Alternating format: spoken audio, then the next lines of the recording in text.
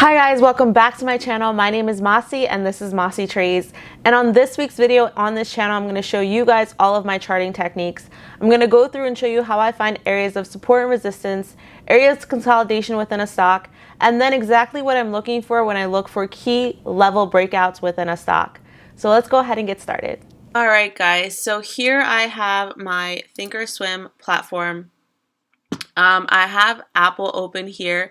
We're going to go ahead and go through Apple and chart Apple together. And I'm going to show you exactly how I chart and what I look for when I'm looking for levels, resistance and support areas, etc., etc. So this is the 3-year weekly time frame here on Apple.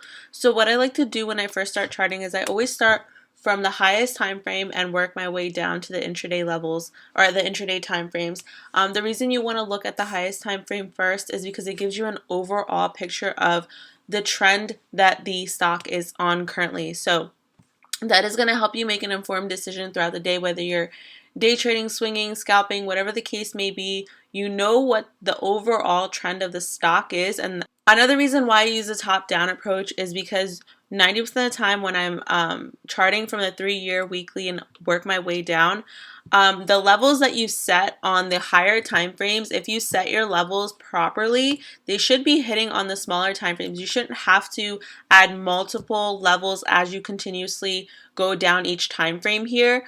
Usually once I chart like the 3-year and the 1-year, I'm not setting many more levels until I get up until the 1 minute, and the 1 minute is where I set more intraday levels and pre-market levels and such. First thing that I do when I start charting on any time frame is I'll chart the highs and the lows on that time frame.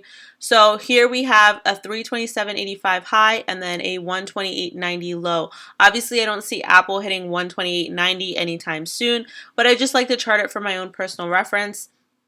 So first we're going to go ahead and chart this 327.85 here, and then we're going to go ahead and chart the low at 128.90.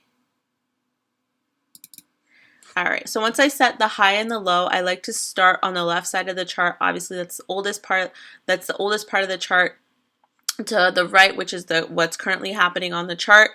And the reason I like doing that is because when you are charting from the left to the right, 90% of the time, if you're charting it correctly, whatever levels that you've set as support and resistance levels should be hitting all the way throughout the chart. So if you set a level somewhere here and you run your cursor through, it should be a support and resistance level all the way throughout your chart.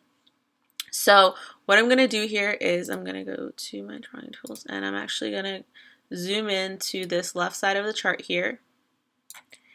And what I'm going to do, so this is how I determine support and resistance areas. So right here at this 128.90, I'm going to start here. You can see that the stock is on an uptrend. So you need to ask yourself, where does this uptrend end? And you can see here, stock is on an uptrend, takes a little small break here, nothing really too serious, and it continues to move up. And right here is where the uptrend ends. You can see that the stock consolidates and then takes a dip. So this is where the uptrend ends. This is where my first level of resistance is going to be on this 3-year weekly time frame. It's going to be at this, and I usually just eyeball it on these higher time frames. So it's like 156.93 is what I've set it at. Now, you could obviously, if you're a newer trader, I would zoom in and properly set the level. So this is probably a little high from the candles here, so I'm going to go ahead and set it a little lower just for your reference, and I set it at the highest wick of this candle. So I set this at the 156.63. You can see now I want to zoom out and kind of just zoom into the middle of this chart here, and you can see this level of resistance that we set here. The stock takes a dip and then kind of tries to break that level of resistance. It's not able to fully break. This is not a strong break here. It's not really able to hold that long on this level of a support. It looks like it's kind of consolidating here. There's not really an uptrend or downtrend. So I'm not going to set a level of resistance here. I'm going to wait till I see a stronger break above this previous resistance level that I had set. I'm going to set that level as a resistance instead of this consolidation period that I see here. So once the stock takes a dip here, you want to zoom back out. So you can see that stock takes a dip here, kind of consolidates around this area, and then it breaks out. So once it breaks out here, it creates a new level of resistance. So you can see that the stock breaks out, goes on an uptrend again, and then where does that uptrend end? The uptrend ends on this candle right here. That is my new level of resistance on this chart. And this looks like it's around 176.50. So now how I know that I set this level of resistance correctly, if you move your cursor along, you can see that this level of resistance hit multiple times. Now, what you can do, if you'd like, you can set this level of resistance a little higher.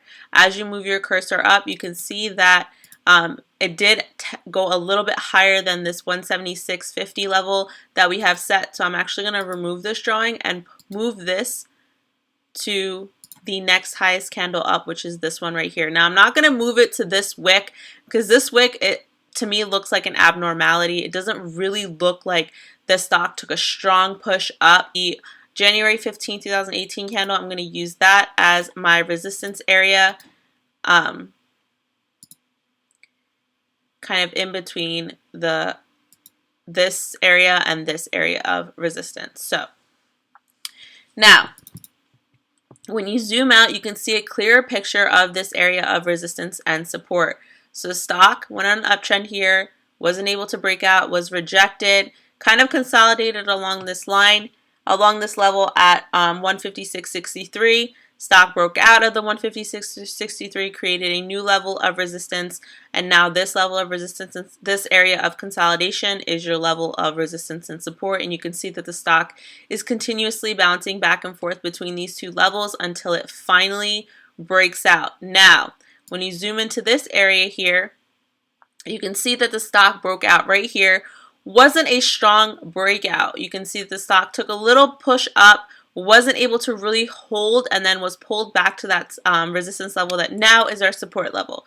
So I'm not going to set a level here. I'm going to see what this looks like on a shorter time frame instead of setting this level here on the 3-year weekly time frame. Now what I'm going to look for now is that the stock bounced off this support level that we have set at 180.25 it looks like. And once it bounced off this support level, the stock now goes on an uptrend. Now what we're going to look for is where that uptrend ends once this stock takes a pullback to our support level. So the stock goes on an uptrend, goes on an uptrend, goes on an uptrend, and you can see right here, this is where the uptrend ends. And how I can tell that that's where the uptrend ends is that the stock is now no longer moving up, it is now moving side to side.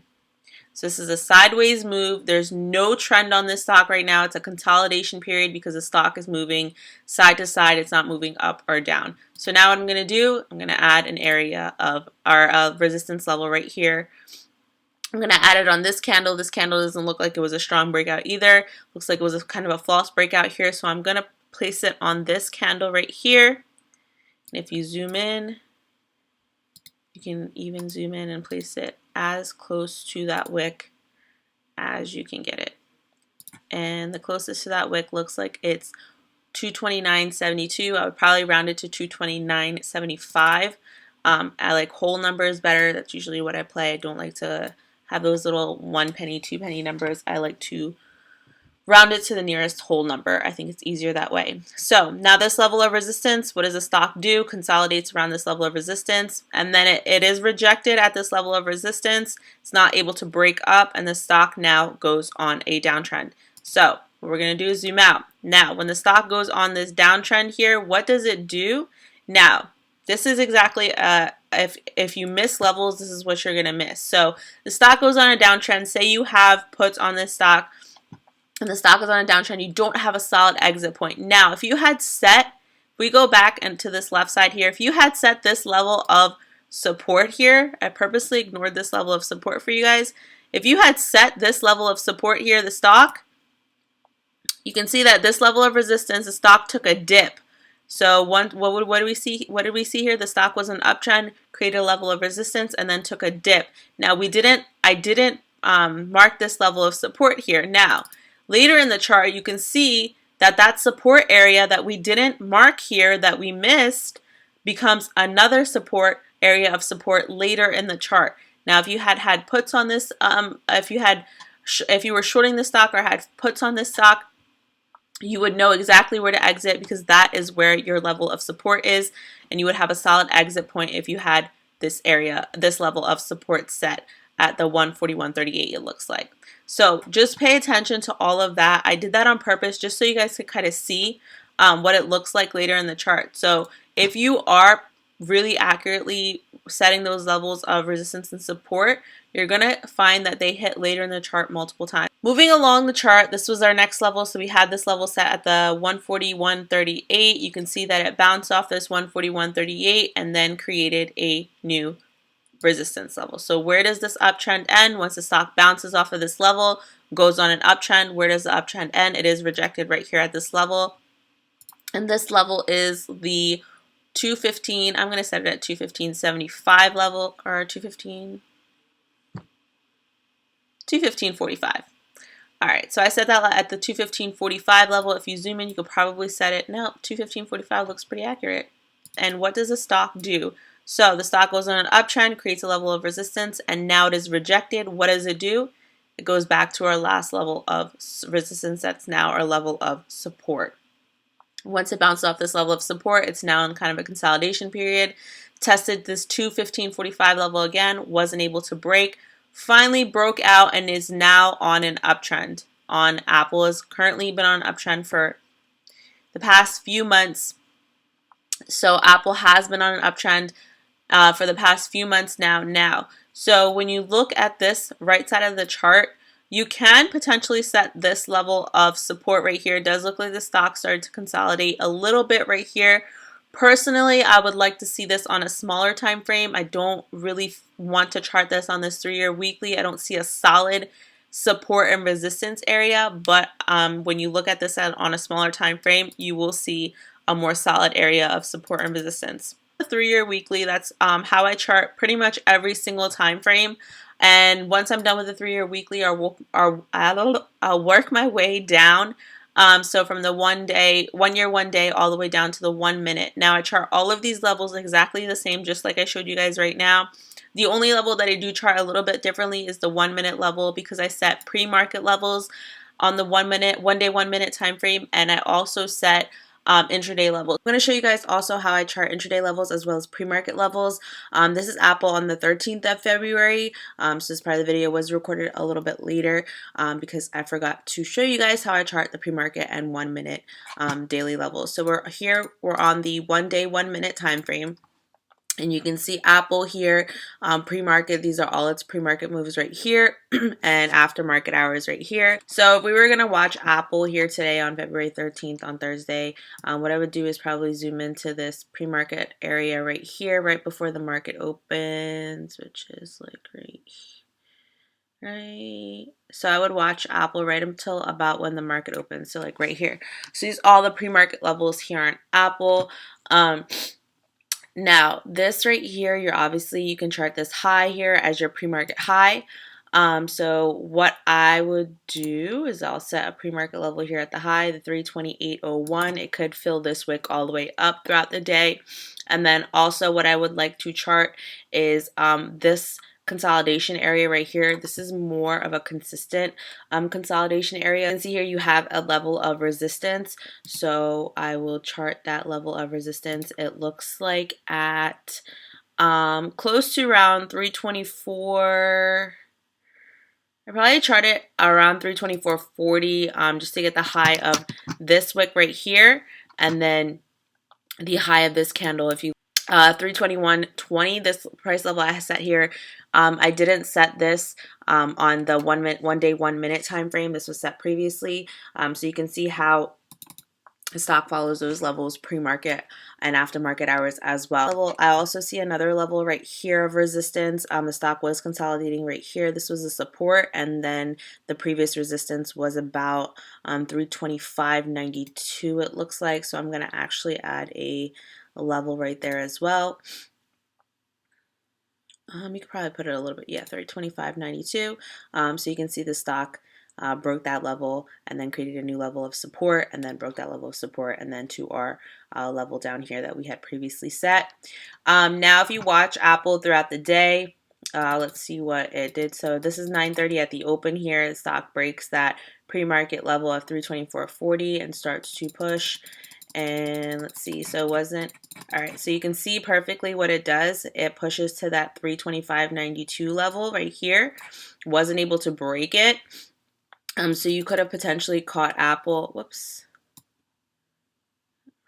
So you could have potentially caught Apple at the open if you wanted to play it at the open from the break of this 324.40 level to the 325.92 pre-market levels. Both of those were just pre-market levels that I just set. So you could have caught that small move on Apple. And now say we're watching Apple throughout the day. You can see that throughout the day it's touched this 325 or 324.40 pre-market level multiple times. So once here, wasn't able to break, pushes back down, and then around 10:25, what time is this? 10:26, it did break. So you could have caught this scalp down with the pre-market level here at the 325 or 324.40 level. You could have caught this scalp down at 10:23 if you had set that level. And then you can see once it breaks that level down, creates a new support. And that support was actually a pre-market support. If you look back here, if we scroll back, you can see that if we had set this pre-market support here at the 323.50, it looks like it touched really close to 323.50, but I actually missed that pre-market support. So that's why it's really important to set your pre-market levels, because they will help you if you're scalping, especially if you're scalping throughout the day. They will help you catch these smaller scalp moves that a lot of people miss. And you can see as the stock moves, it touched again twice on this 324 level, 324.40 pre-market level, and you could have played the stock in between the moves up and down if you like to buy at the dip. So say I'm watching Apple, like let's move this over a little bit. So say I'm watching Apple like this. I already have my pre-market level set now. If you want to catch smaller scalps, with stocks like Apple, I don't like to do this, but with stocks like Tesla, stocks that move a little in bigger increments like Tesla and Amazon, I'll set like intraday levels as well, because even though they might move in those intraday levels or small moves, they move in like $1, $2 increments, so you're still going to catch a nice profit. But what I would like to do, I usually do, is I'll set intraday levels. So if the stock here creates a resistance here, you can see that if you had set this resistance level here, the stock touched once, touched twice, broke a little bit, wasn't able to really hold, and then the second time it broke, you could have caught this scalp right here. So now this level here could be your intraday support at 324.98-ish. And support level, because you can see that the stock starts to consolidate in between this support and resistance. And then right here, you can see that it broke this 325.27 level, and you could have caught this scalp up here on Apple until the next resistance level of 325.92 that we had previously set. So that's how I set intraday levels and the level. Alright guys, so that's it for this week's video. Thank you so much for watching. If you have any questions regarding any of my charting techniques, anything that I've said within the video, go ahead and shoot me a DM on either of my Instagram accounts. I will post them both down below as well. If you have any suggestions for the next video or anything that you want to see, go ahead and shoot me a DM regarding that as well. And I'll see you guys in next week's video.